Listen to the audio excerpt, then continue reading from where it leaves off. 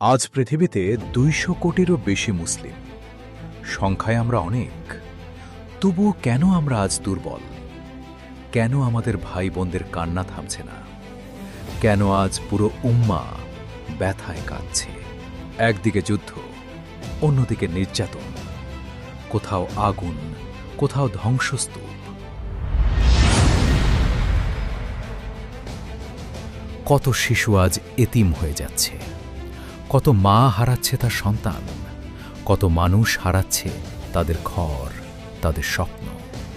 এই কষ্ট, এই আর্তনাদ শুধু খবরের কাগজে নয়, এটা আমাদেরই উম্মাহর বাস্তবতা। কিন্তু একটা প্রশ্ন, সমস্যা কি শুধু বাইরে, নাকি সমস্যা আমাদের ভেতরেই লুকিয়ে আছে?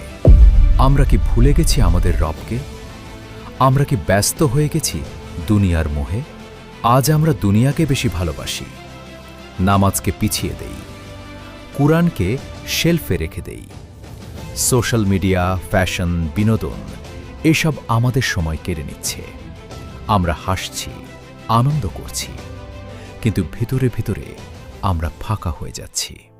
আর সেই কারণেই আমরা হারিয়ে ফেলছি আল্লাহর সাহায্য। একসময় আমরা ছিলাম এক উম্মা, এক দেহের মতো। আজ আমরা বিভক্ত, দেশে দেশে, দলে দলে, মতের ভেদে।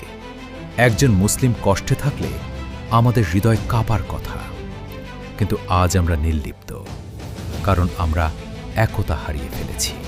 তবুও আশা শেষ হয়ে যায়নি। ফিরে আসার পথ এখনো খোলা আছে।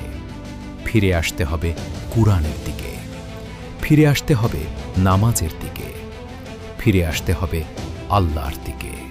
যেদিন আমরা সত্যিকার অর্থে পরিবর্তন হব, সেদিনই আল্লাহ আমাদের অবস্থা পরিবর্তন করে দিবেন।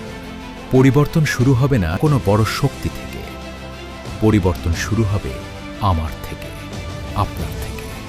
আজ যদি আমরা একটি নামাজ ঠিক করি, একটি গুনাহ ছেড়ে দেই, একটি তাওবা করি, তাহলেই শুরু হতে পারে পুরো উম্মাহর পরিবর্তন। হয়তো আজই, হয়তো এখনই।